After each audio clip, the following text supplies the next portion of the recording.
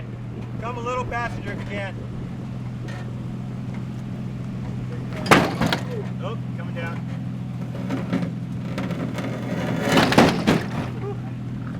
That's a heavy one.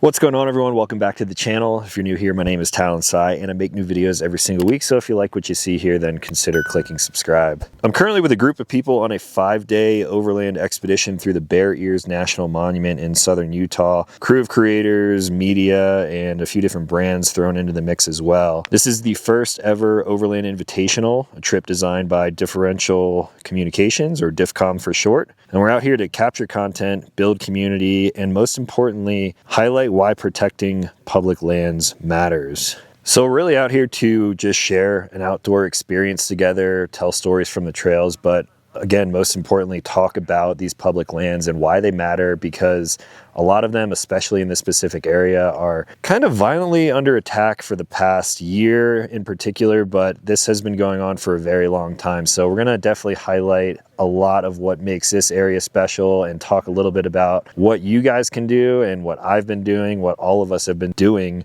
to keep this land public, our own, so we can be out here enjoying it and using it for recreational purposes. Now, I, of course, am rolling around in the Tundra this week because I figured Overland Invitational means I should bring like my Overland truck. The difference between my Tundra and my 4th gen Tacoma, they've really separated themselves as of recently. So my Tacoma has kind of morphed into more of the wheeling, quick overnighter type of vehicle, whereas this is more like longer sustained travel, a little bit more comfortable in a bigger truck, more power, and everything else involved with that. The Tundra has not undergone many changes since you guys have seen the last. I've been spending a lot of time in my Tacoma, so it has been a nice change of pace sleeping in the anti-shanty dwell shell back there. And I'll give you guys more of a rundown of the truck as we explore around today. We have, I don't even know how many trucks, all different kind of trucks too. We've got Jeeps and Rams and a Ford Raptor R, pretty sick. 4th gen Tacoma, we've got a 6th gen 4Runner over here. So there's gonna be a few different route options, some harder lines and some easier lines. I still don't have like a ton of armor on this truck, and I think I'm in the mood to kind of take it easy for this week, but I'm just gonna make some game time decisions here, and maybe we'll dive into some more technical wheeling with the Tundra.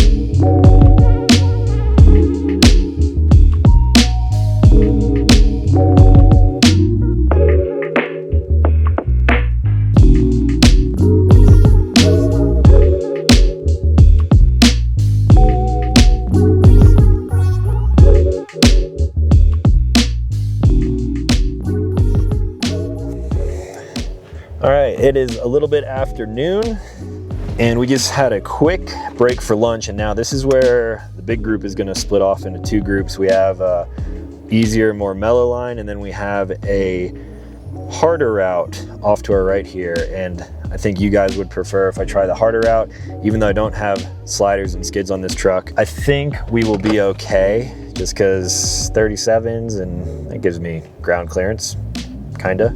Now, we got sent all of these routes, and I of course plugged them into Onyx Off-Road. So I have everything mapped out. It's been pretty easy to follow along so far. And I'm curious to see how the Tundra does, because I'm probably the biggest rig out of all of them running the hard line right now.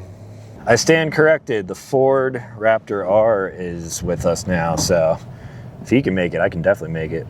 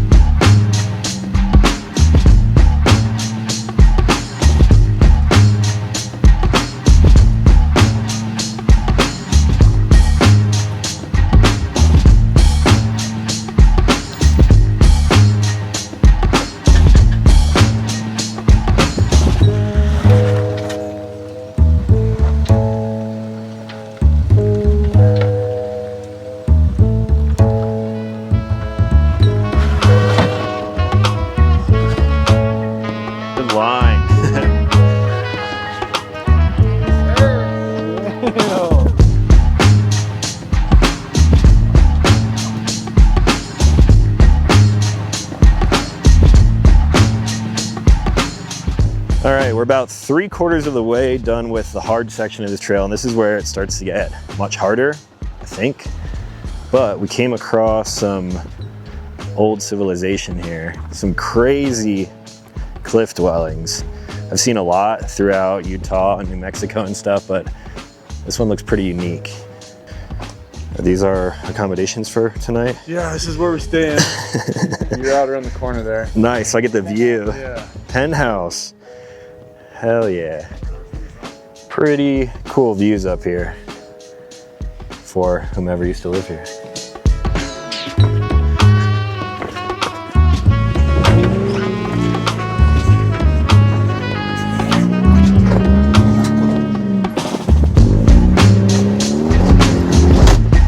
Oh, that was just your bumper cap.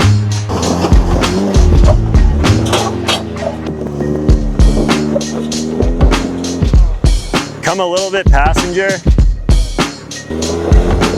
Other passenger.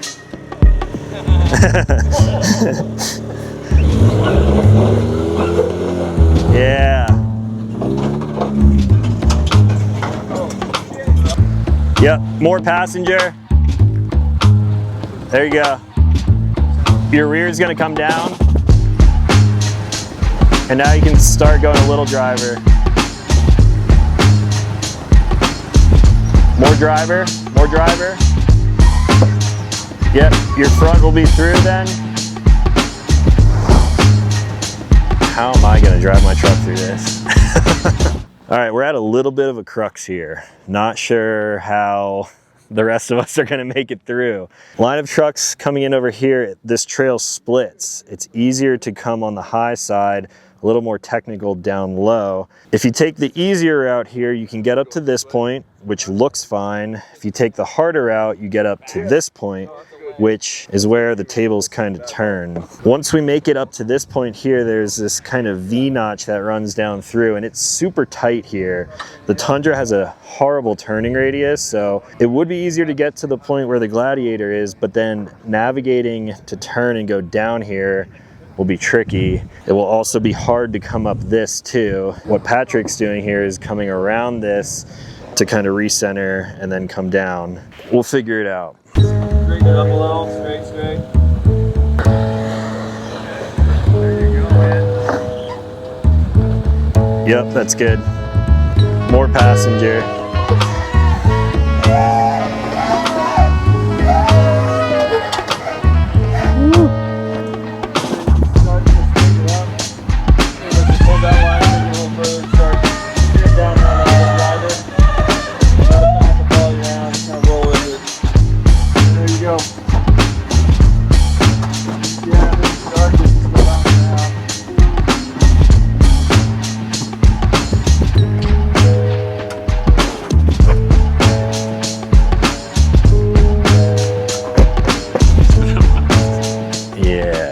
All right, now it's my turn. Probably not gonna film this. Maybe I'll grab some clips from other people because I have to drive, but I think I'm gonna take the route that first Gladiator did, do some Austin power maneuvers at the top, and then hopefully make it down the other side without any damage.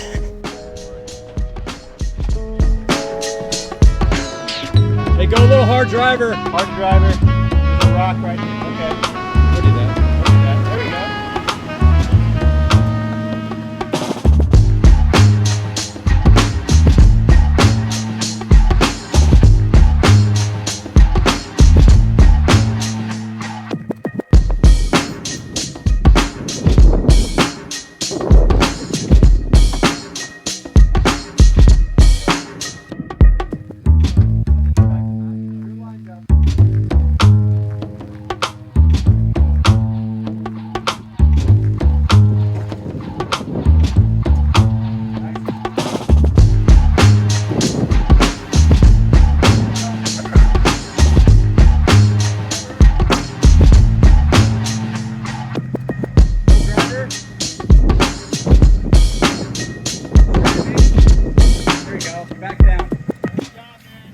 Wow. Hello from the other side. Huge thank you to Kelly and everyone else who was spotting there. We got the Tundra through. That is the gnarliest thing that I've done with this truck so far. And to be honest, it wasn't too bad. I definitely was scraping my rocker up on the wall there, but I can't really tell with all the mud. I honestly don't know what it was hitting, so we made it through. Now it's time to watch the rest of the guys. Yeah, you've seen it a couple times.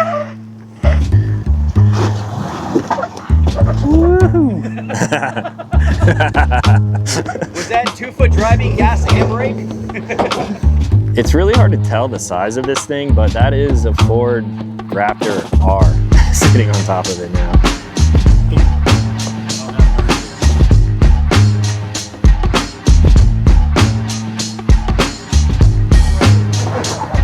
Hanging that tire. Nice, man. That's a needle, baby! Is that what 720 horsepower gets you? Yes, so. He barely gets that.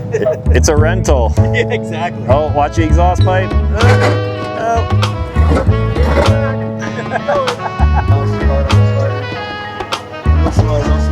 There you go, driver. Yeah, good call turning in.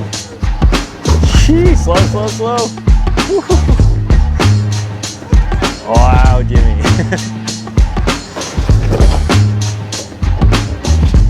Yeah, slow. All right, we camping here? This is it. Big dinner.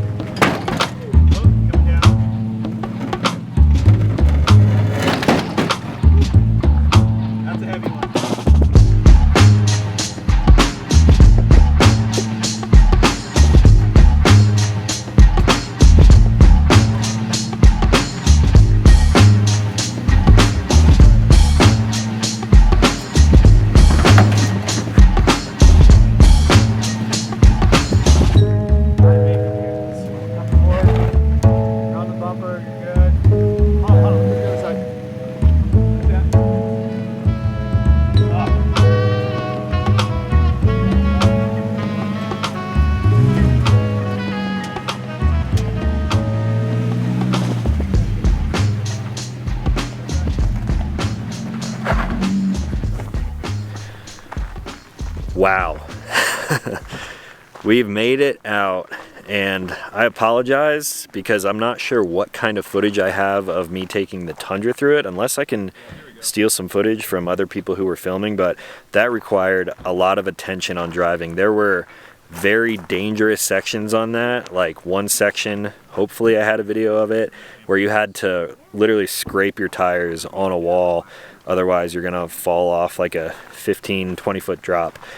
That was easily the hardest wheeling that I have ever put the Tundra through, and I'm happy that it made it with little to no damage. There are a few things that I definitely need to check out, but there are some MVPs of the day. I've been mentioning that I don't have a whole lot of armor on this truck, but my full C4 bumper on there took an absolute beating. I'll give you guys like a close-up look at that whenever we get some daylight. It's already like 6:30, almost 7 o'clock here. So having that piece of armor is crucial, and that's why I typically put a rear bumper on my trucks first, because I would have been smashing plastic and ruining sensors and stuff. So huge thank you to C4 for that. And then another super honorable mention, Firestone tires. The MT2s I put those tires to the test today harder than I've probably ever tested tires before. There were so many sections where you have to crank it really hard. There was a lot of pinch points on rocks and just so many areas where tire damage was almost inevitable, and we made it out alive. The sidewalls are banged up. You can tell they're all scraped black, but no issues on tires. I was down to about 18 PSI in the morning, knowing that they would come up to about 20 as we started rolling this morning, and that is the hardest I've ever been on tires, and they made it, so Firestone, thank you so much. Now, I brought my Tundra on this trip because I figured it's an Overland Invitational. We're going overlanding. That was straight up just wheeling. That was a very hard trail, and the Tacoma on Portals would have done completely fine on that trail. So in the moment, kind of wish I had that, but we made it through with the Tundra anyway, and I'm glad I have my full camp setup over here. You can see it kind of glowing red in the distance. The hardest part about that whole trail was the turning radius of the Tundra, and I've talked about this before, but the turning radius on the 3rd gen Tundra, especially with 37s on it, is awful. And a Tacoma, some of these smaller vehicles like the 6th gen 4Runner, were able to navigate through things a little bit easier, but me and the Raptor stayed in the back, and we kind of spotted each other all the way through. So then we had to bomb to get down to where we're at right now. I'm not sure what's going on for the rest of tonight, but we're not camping here. We're at Gooseneck State Park, and we were going to talk about more land preservation and stuff, but we were late because of how difficult that trail ended up being. There were really no highways from the end of that trail down to where we were, so we absolutely bombed this wash that may look familiar to some of you guys. I actually ran this in my Tacoma on the Fox TRD Pro factory suspension that was on there before. If you caught that video, that was when I was going down to Flagstaff Expo, and doing it in the Tundra was awesome with the Fox Factory Race Series 3.0. It's not quite Raptor power and everything, but it's nice and floaty, and we were hauling, absolutely hauling to get down here. Everything in the back here is actually pretty good. My kitchen bounced around a little bit because I only have that on a bungee, but we made it, and the Tundra did okay, even though it was kind of abused a little bit. So we hung out at the state park for a little while, and they do something pretty cool there. I guess there's a group of people who travel around. I guess once a month they stop at a dark sky territory somewhere in Utah. Maybe they travel outside of the state too, but they had a bunch of telescopes set up there, which was pretty rad. We got to see Saturn and Neptune and some other stars and things like that. And we just talked a little bit about what makes a dark sky territory or zone a dark sky zone. I'm pretty familiar with them because I spend time in places like this all the time. And the one thing that we missed out on because we were wheeling a little bit too long is a little bit of a talk about the land preservation that I talked about in the beginning. And I don't want to get political on you guys, and I'll try not to, but I'm pretty sure you know where I stand when it comes to politics and things like that. As far as government goes, not a fan of most governments, whether it be local, state, or federal. I feel like there have been leaders in position for years and years now that have just been failing us left and right. And one of the things that really hits home for me is when politicians and other people fail us, specifically in regards to our public lands. A lot of public lands, especially in Utah, have been under attack for a very long time now, and it has not been getting any better. We have some small victories here and there, but at the end of the day, they're still going to be attacking, unfortunately, probably forever. Now, a recent piece of legislation that kind of was about to go through, fortunately, was stopped in the state of Utah, but there is some more legislation going through that is kind of bringing it back. And all we can really do is let our voices be heard, which is why I've posted about them on Instagram, petitions and different things to sign. And I think the main problem is that people just simply don't realize that a lot of this stuff is happening. It doesn't take much research to really figure out exactly what's going on. And if I can find any relevant links, I'll definitely leave them in the description down below so you guys can check it out. If there are any active petitions to stop some of the stuff that's going on, of course, I'll let you guys know. And one thing that DIFCOMS, who put this event on, is doing is actually giving a donation to the Bear Ears Partnership, who basically help maintain the land, help keep it open for the public. We're talking like Forest Service Rangers, the people who were talking about dark skies at Gooseneck as well. I am a little bummed that I missed the chat about everything because I have never really explored Bear Ears National Monument or even the National Forest around it all that often. I typically like sticking to the desert areas. But again, if I can find any relevant links or anything of ways that I personally can help, or if you guys can help, simply just putting your name and an address onto a petition, that stuff actually does go a long way. So again, I don't want to get too political on you guys, but if you'd like to hear my like more in-depth thoughts on the matter, state of everything that's going on, maybe I'll do like a sit down video. So let me know if that's something you guys want to see. I am absolutely starving. It is 8:10 right now, and it's soon time to cook some dinner. Let's see what we have on the menu tonight. You know it's going to be good when you make it in a jet boil.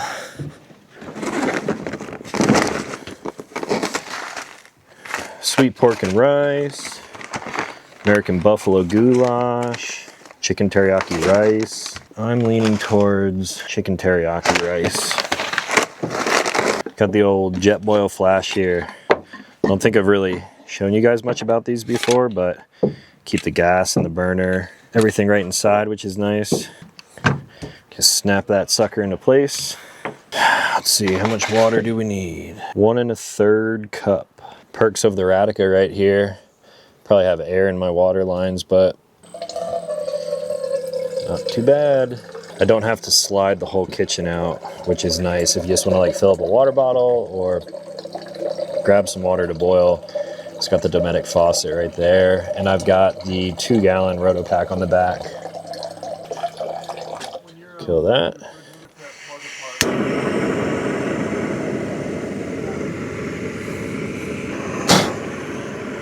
Dusty.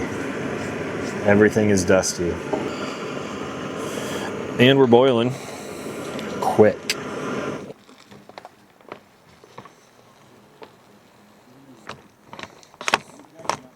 And now we wait 10 minutes. It's been keeping me warm. Luckily it's not as cold down here in the desert compared to where we woke up to this morning. Got green beans in here? Where did those come from? Let's see how we did. Will this be my life of meals camping this winter? It could be. Depends how lazy I'm feeling. Talked about this in my last video, but I do like cooking when we're out camping, but when you roll into camp and it's like 8:30 at night, boiling water and dumping it in a bag is much easier. Cleanup is just a fork. What a wild day.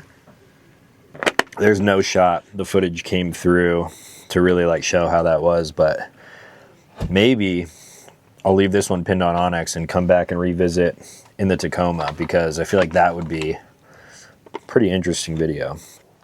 Ugh. It's 11:30 now. Got a little bit of work done, checked out some clips. I don't think any video put into perspective how wild it was taking this truck through some of those obstacles, but at the end of the day, nothing broke. We had a lot of fun. I probably wouldn't do that again unless I have full armor on the truck, maybe portal axles on this thing, because that was nuts. Tomorrow will be a little more of a relaxed day, which I think will be nice. It'll be a lot more driving, but hopefully nothing as crazy as today. There's no way I can top that. We're gonna check out some more of this southern Utah landscape, and hopefully you guys stick around for whatever is coming next. In the morning, I'm actually going to hop out and do a damage assessment on the truck, because I know I hit some stuff that I haven't like crawled underneath to see yet. So you'll have to check back next week for the next video, and then there will be yet another one after that. So if you guys enjoy these videos, I'd appreciate it if you left a like on it, hit the subscribe button, because I make new videos every single week. As always, thank you for watching. I'll talk to you in the next one.